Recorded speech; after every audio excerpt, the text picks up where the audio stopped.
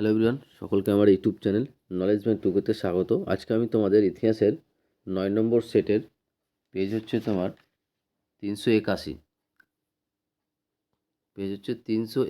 এই 381 পেজের তোমার যতগুলো শর্ট কোশ্চেন আছে সমস্ত শর্ট কোশ্চেনের অ্যান্সার আমি আজকের ভিডিও আলোচনা করব। অ্যান্সারগুলো বলার আগে তোমাদের বলবো, চ্যানেল নতুন থাকলে চ্যানেলটিকে সাবস্ক্রাইব করে এবং তার সাথে সাথে পাশে থাকা বেল আইকনটি ক্লিক করে নিও। নেক্সট ভিডিও দিলে তোমরা সেই ভিডিওটার নোটিফিকেশন সঙ্গে সঙ্গে পেয়ে যাও।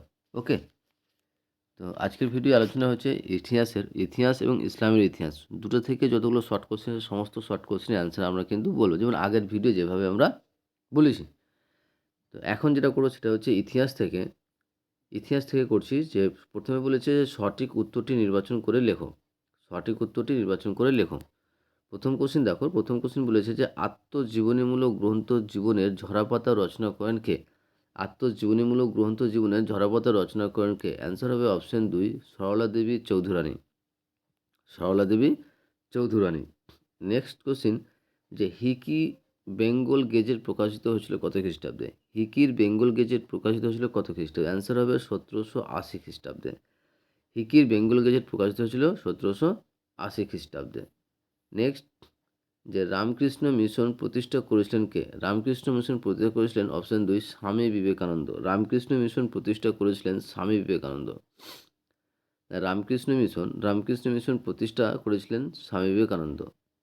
তারপর নেক্সট, সুইমুন্ডা কোন বিদ্রোহের সঙ্গে যুক্ত ছিলেন? সুইমুন্ডা কোন বিদ্রোহের সঙ্গে যুক্ত ছিলেন? অ্যান্সার হবে অপশন 1 নম্বর হচ্ছে কোল বিদ্রোহ। সুইমুন্ডা কোন বিদ্রোহের সঙ্গে যুক্ত ছিলেন? সুইমুন্ডা কোল বিদ্রোহের সঙ্গে যুক্ত ছিলেন। ঠিক আছে, যদিও ওর নামে যদি পদবী যদি মুন্ডা আছে, তবুও কিন্তু ও কোল বিদ্রোহের সঙ্গে যুক্ত ছিলেন। কোল বিদ্রোহের জন্য ও কিন্তু বেশ পরিচিত আর কি। ভারতের প্রথম ভাইসরয় কে ছিলেন? অ্যান্সার হবে অপশন 3 নম্বর, লর্ড ক্যানিং। তারপরে বোস ইনস্টিটিউট প্রতিষ্ঠিত হয়েছিল কত খ্রিস্টাব্দে? বোস ইনস্টিটিউট প্রতিষ্ঠিত হয়েছিল কত খ্রিস্টাব্দে? অ্যান্সার হবে 1917 খ্রিস্টাব্দে। কত? 1917 খ্রিস্টাব্দে। নেক্সট, বঙ্গভঙ্গ হয় কত খ্রিস্টাব্দে? সেটা হচ্ছে 1905 খ্রিস্টাব্দে। বঙ্গভঙ্গ হয় 1905 খ্রিস্টাব্দে। তারপরে তিন কাঠিয়ার ব্যবস্থা কি? তিন কাঠিয়ার ব্যবস্থা হচ্ছে তিন কাঠা, অপশন 3। কাকে দেশ প্রধান দেওয়া হয়েছিল? অ্যান্সার হবে বীরেন্দ্রনাথ শাসমলকে যে দেশপ্রাণ দেওয়া হয়েছিল।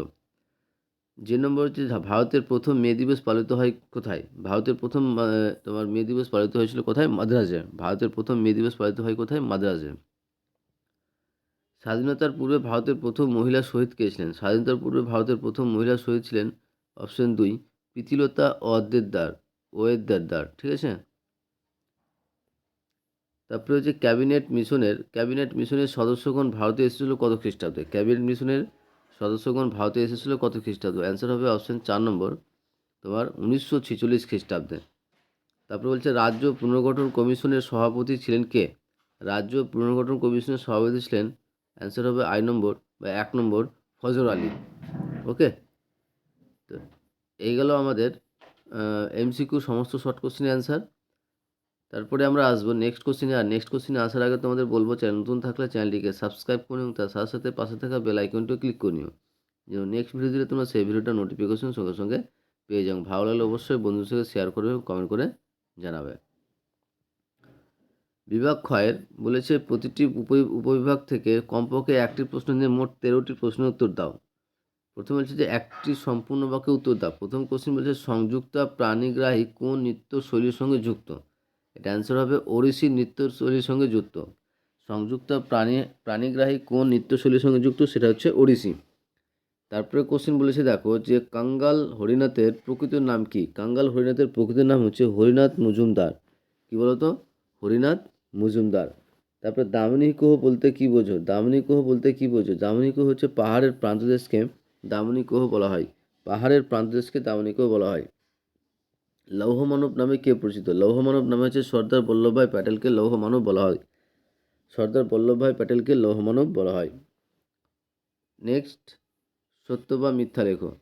বলছে অহাবি শব্দের অর্থ হচ্ছে নবজাগরণ। অ্যান্সার হবে টি, ট্রু হবে। তারপরে সরোজিনী নাইডুকে বলা হয় নাইটিঙ্গেল অফ ইন্ডিয়া, এটা কী হবে? সত্য হবে। তারপর বোস ইনস্টিটিউট প্রতিষ্ঠা করেন সিবি রমন, বোস ইনস্টিটিউট প্রতিষ্ঠা করেন সিবি রমন, এটা হচ্ছে মিথ্যা হবে, ফলস হবে। ঠিক আছে, সঠিক অ্যান্সার হবে জগদীশচন্দ্র বসু, সঠিক অ্যান্সার হবে জগদীশচন্দ্র বসু।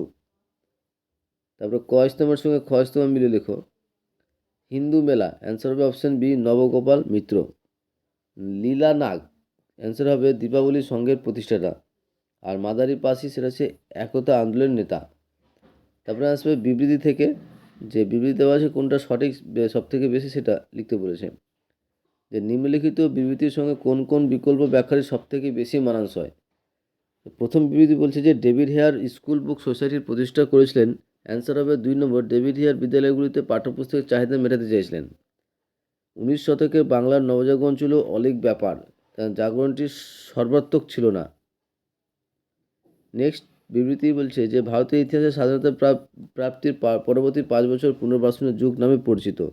এটা অ্যান্সার হবে অপশান 2 নম্বর, যে স্বাধীনতার পর প্রথম ভারত 5 বছর উদ্বাস্তুদের ত্রাণ ও পুনর্বাসনের উপর জোর দেওয়া হয়েছিল। এগুলো আমাদের ইতিহাসের সমস্ত শর্ট কোশ্চেনের অ্যান্সার। এবার আসছি আমরা ইসলামের ইতিহাসে। ঠিক আছে, আর ইসলামের ইতিহাসে অ্যান্সারগুলো বলার আগে তোমাদের বলবো, চ্যানেল নতুন থাকলে চ্যানেলটিকে সাবস্ক্রাইব করে নিও এবং তার সাথে সাথে পাশে থাকা বেল আইকনটি ক্লিক করে নিও, যেন নেক্সট ভিডিও দিলে তোমরা সেই ভিডিওটার নোটিফিকেশন সঙ্গে সঙ্গে পেয়ে যাও। ওকে, তো প্রথমে বলেছে সঠিক উত্তরটি নির্বাচন করো। প্রথম কোশ্চেন বলেছে যে ইসলামী দুনিয়ার নবীজির কর্তৃত্ব ছিল কত বছর? ইসলামী দুনিয়ার নবীজির কর্তৃত্ব ছিল 10 বছর। তার পবিত্র খলিফাদের আমলে ইসলামী রাষ্ট্র প্রসার লাভ করেছিল সমগ্র আরব, পারস্য ও রোম সাম্রাজ্যে। তারপরে কারবালার যুদ্ধ সংঘটিত হয়েছিল কোন মাসে? অ্যান্সার হবে অপশন 1 নম্বর মুহররম মাসে। কারবালার যুদ্ধ সংঘটিত হয়েছিল মুহররম মাসে। আব্বাসীয় বংশ প্রতিষ্ঠিত হয়েছিল কত খ্রিস্টাব্দে? আব্বাসীয় বংশ প্রতিষ্ঠিত হয়েছিল 750 খ্রিস্টাব্দে।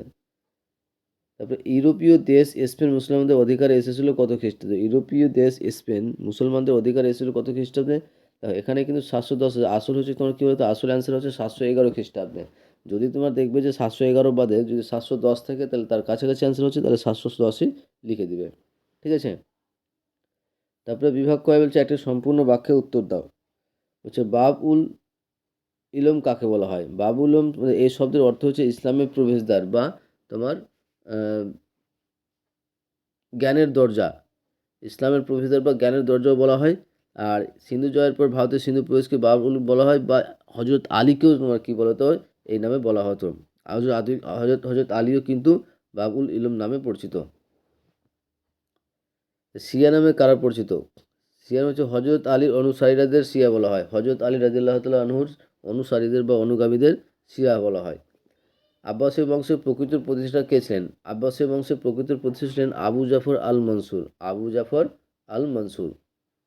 ওকে, তারপরে নেক্সট যে ক স্তম্ভ এবং খ স্তম্ভ। প্রথমে দেখো বলে দেওয়া আছে যে উম্মে কুলসুম। উম্মে কুলসুম হচ্ছেন মহানবীর কন্যা। ঠিক আছে, উম্মে কুলসুম কী বলতো?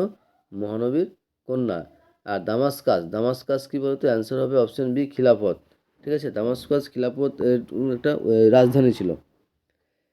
স্পেনের ত্রাণকর্তা বলা হয় তৃতীয় আব্দুর রহমানকে। এটা কিন্তু সত্য। দেখো আগের আমি ভিডিওয়ে কিন্তু আগের সেটের স্কুলে কিন্তু যে স্পেনের ত্রাণকর্তা বলা হয় আমরা প্রথম আব্দুর রহমানকে বলেছিলাম। তো তোমরা সবাই কিন্তু স্পেনের ত্রাণকর্তা বলা হয় তৃতীয় আব্দুর রহমানকে, এটা লিখবে। ঠিক আছে, যে স্পেনের ত্রাণকর্তা বলা হয় তৃতীয় আব্দুর রহমানকে।